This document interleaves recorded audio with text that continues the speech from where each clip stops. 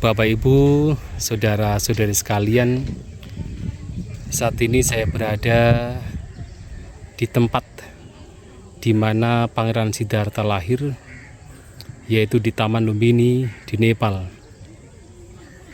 Tempat ini merupakan salah satu tempat yang direkomendasikan oleh Sang Buddha sebagai tempat yang sangat patut untuk dikunjungi oleh setiap umat yang memiliki keyakinan terhadap Buddha, Dhamma, dan Sangha.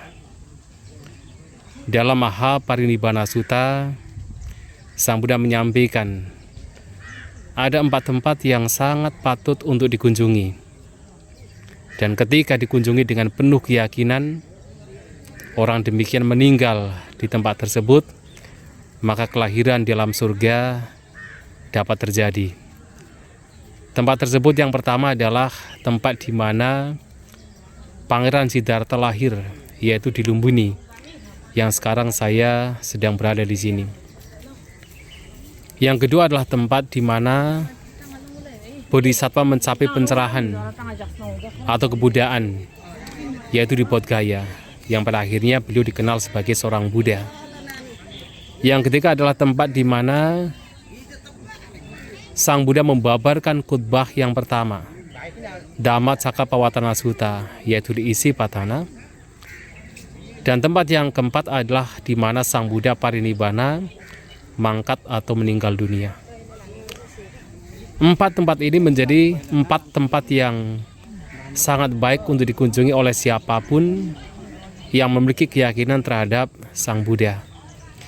Karena dengan datang ke tempat ini, kita kembali diingatkan oleh kualitas-kualitas Sang Buddha yang begitu agung, oleh Dhamma ajaran Sang Buddha yang membawa kebahagiaan, baik kebahagiaan duniawi maupun kebahagiaan spiritual. Dan tempat ini sebagai tempat yang memberikan inspirasi kepada umat Buddha untuk datang mengingat kembali keagungan, kualitas-kualitas yang dimiliki oleh Sang Buddha. Dan seperti yang kita ketahui bahwasanya ketika Bodhisattva mengumpulkan atau mengakumulasi, mempraktikkan berbagai macam perfection atau paramita sehingga batinnya menjadi matang, yang beliau kumpulkan sejak ketika ia menjadi seorang pertapa bernama Sumedha dan bertekad untuk mencapai kebudaan di depan Buddha Dipangkara dan mempraktikkan perfection parami, berbagai macam kualitas-kualitas yang membawa kepada matangnya batin beliau. Dan biasanya ketika batin sudah matang, seorang bodhisattva akan dilahirkan di alam tusita untuk menunggu kapan waktunya untuk dilahirkan sebagai manusia. Dan sesuai dengan cerita yang ada di dalam kitab ulasan, ketika bodhisattva dilahirkan sebagai dewa di alam tusita, ia bernama Sitaketu. Dan ketika waktunya tepat untuk dilahirkan sebagai manusia, pada waktu itu ada huru-hara atau kolahala yang disebut sebagai Buta Kolahala atau huru-hara berkenaan dengan Sang Buddha. Jadi ada rakyat huru-hara berkenaan dengan Sang Buddha, yang mana kunjingan ini berkenaan dengan bahwa Sang Buddha akan lahir, akan muncul di dunia. Dan Sitaketu adalah bodhisattva yang memang akan dilahirkan sebagai manusia untuk mencapai kebudaan. Dan ketika itu terjadi, 5 hal itu dilihat. 5 hal ini berkenaan dengan waktu, apakah waktunya sudah tepat bagi seorang Buddha datang kala manusia atau tidak. Waktu di sini adalah berkenaan dengan salah satunya rata-rata umur manusia. Umur manusia yang paling tepat di mana Sang Buddha itu bisa muncul adalah minimal ketika rata-rata umur manusia 100 tahun dan maksimal ketika umur manusia 100.000 tahun. Karena di umur demikian manusia memiliki kemoralan yang baik dan akan mampu memahami dengan baik anicca, dukkha, dan anatta. Kalau umur manusia rata-rata di bawah 100 tahun biasanya sulit untuk memahami dhamma yang begitu mendalam karena degradasi kemoralan sudah terjadi. Tapi ketika umur manusia lebih dari 100.000 tahun, maka sulit untuk memahami anicca, dukkha, dan anatta karena banyak manusia yang kemudian merasa dirinya kekal, merasa dirinya tidak akan mati. Maka memahami anicca, dukkha, dan anatta itu sulit.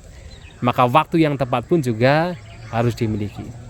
Yang kedua adalah melihat benua.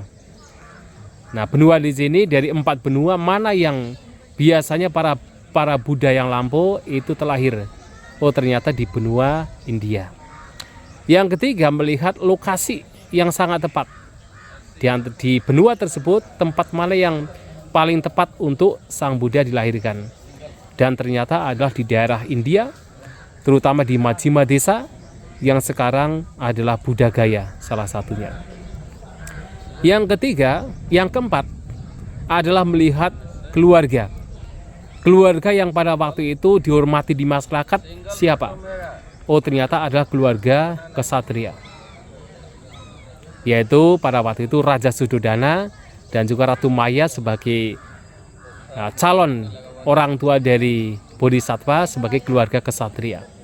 Dan yang kelima adalah melihat ibunda yang layak, yang patut, yang memiliki banyak kebajikan sehingga bisa mengandung seorang bodhisattva yang nantinya akan mencapai kebudayaan.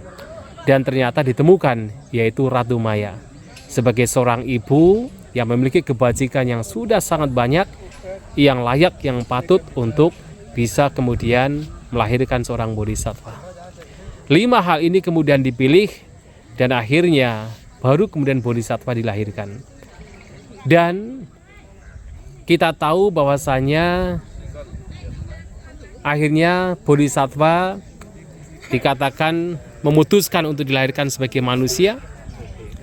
Dan pada waktu itu yang menarik sekali adalah kelahiran seorang bodhisattva ini berbeda dari kelahiran orang-orang pada umumnya. Ia lahir dengan penuh perhatian. Artinya dia tahu ketika ia dilahirkan. Sehingga pada waktu itu juga memberikan sebuah mimpi kepada Ratu Maya. Ketika ia dilahirkan, Ratu Maya bermimpi. Ia bermimpi seperti ia dibawa ke Danau Anuttata, Himalaya oleh para Brahma. Dan di sana dimandikan. Dan pada waktu itu ada seekor gajah putih dengan terate dipegang dengan telalinya masuk ke rahim Ratu Maya. Dan itu adalah petanda Ratu Maya mengandung, petanda bahwa bodhisattva masuk ke dalam rahim Ratu Maya. Dan ketika Ratu Maya mengandung juga menarik sekali, karena pada saat ia mengandung berbeda dari ibu-ibu lainnya. Malahan ia tidak memiliki satupun hasrat seperti suami dan istri untuk melakukan hubungan seperti suami dan istri. Maka pada saat ia mengandung bodhisattva, ia mempraktikkan 8 sila hidup selibat. Dan ini sangat menarik. Dan hal yang aneh lainnya adalah Ratu Maya ini juga punya kemampuan. Ketika bodhisattva ini masuk ke dalam rahim dan dikandung oleh dirinya, ia bisa melihat bayi yang ada di dalam kandungan dalam posisi bermeditasi. Ini menurut cerita yang ada di dalam teks Pali atau kitab suci. Dan setelah 10 bulan ia mengandung, akhirnya bodhisattva dilahirkan. Dan ketika lahir pun juga aneh. Karena pada saat itu Ratu Maya sedang melakukan perjalanan menuju tempat orang tuanya di daerah Kulia. Di tengah perjalanan ia menemukan satu taman yang disebut sebagai Manggala Salawana, taman atau hutan yang di situ banyak pohon salanya. Dan ada satu pohon sala yang disebut Manggala Sala, atau pohon sala yang dijadikan sebagai penghormatan. Ia datang ke tempat tersebut, dan di bawah pohon sala, salah satu cabang pohon sala melengkung sendiri dan menjadi pegangan dari Ratu Maya, dan dia melahirkan jabang bayi Bodhisattva. Dan ketika dilahirkan, keanehan juga terjadi, karena yang menerima terlebih dahulu adalah bukan manusia tetapi para dewa, yang kemudian diberikan kepada manusia. Dan pada waktu itu juga berbagai macam persembahan dari para dewa juga diberikan. Ada air hangat, ada air dingin datang dari langit, ya, membersihkan tubuh Ratu Maya dan juga bayinya. Dan juga berbagai macam bunga surgawi menaburi Ratu Maya dan bayinya sebagai bentuk penghormatan. Dan anehnya adalah ketika Bodhisattva ini dilahirkan, ia kemudian punya keajaiban, melangkah 7 langkah ke arah utara, yang setiap pelangkahnya tumbuh bunga terati. Dan setelah sampai di langkah yang ke-7 menghadap ke utara, ia mengucapkan satu syair yang intinya adalah bahwa ia adalah yang tertinggi di antara manusia dan para dewa, dan ini adalah kelahiran terakhir bagi beliau. Ingat bahwa beliau lahir dari alam Tusita dengan penuh perhatian, dan bahkan ketika dilahirkan dari rahim Ratu Maya juga melakukannya dengan penuh perhatian. Maka masih ada kekuatan untuk bisa mengingat apa yang sebelumnya terjadi. Dan itulah Bapak Ibu Saudara-saudari sekalian, tempat di mana Ratu Maya melahirkan, yaitu di dalam bangunan yang sekarang ada bangunannya. Yang di depan di dalam video ada bangunan putih, di dalam adalah tempat di mana Ratu Maya melahirkan Bodhisattva Siddhartha, yang pada akhirnya seperti yang kita ketahui, beliau selama umur 29 tahun berada di kerajaan Kapilavastu, tetapi kemudian beliau meninggalkan anak istrinya, meninggalkan orang tuanya, meninggalkan kerajaannya, meninggalkan tahtanya, yang kemudian mencari yaitu sebuah kebenaran, mencari sebuah solusi, sebuah obat untuk bisa terbebas dari penderitaan. Beliau menjadi seorang pertapa, dan di bawah pohon Bodhi pada akhirnya beliau mencapai pembebasan, memahami sebuah kebenaran, 4 kebenaran mulia yang menjadi pemahaman yang membawa kepada pembebasan dari segala bentuk penderitaan, segala bentuk duka. Dan pada akhirnya selama 45 tahun setelah beliau mencapai pembebasan, beliau membabarkan Dhamma, dan pada umur 80 tahun di bawah pohon sala kembar beliau parinibbana. Itulah Bapak Ibu Saudara-saudari sekalian, tempat ini salah satu tempat yang menginspirasi.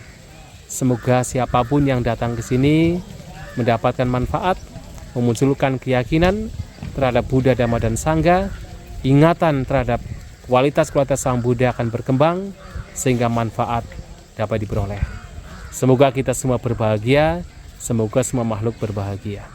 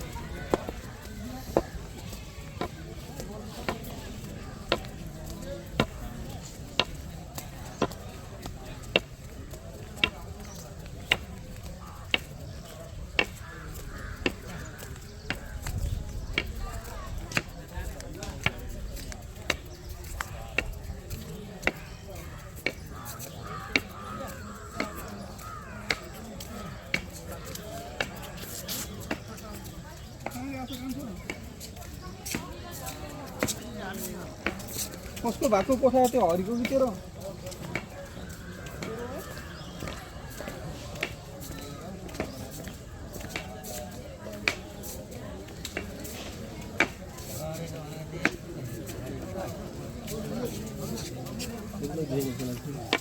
Chỉ là lời.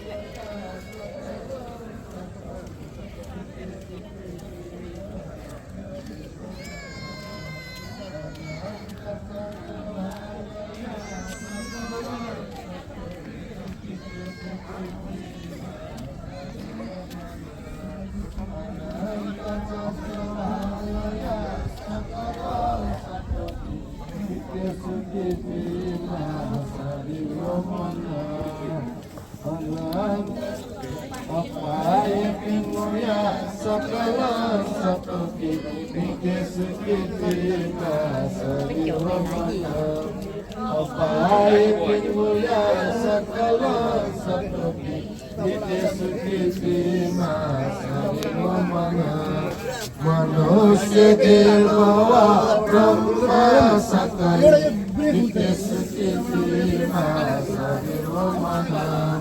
Manusia dibawa Brahma sakali Nitya sukiti masa dirwamana. Shri Thakur Bhanaya sakala Nitya sukiti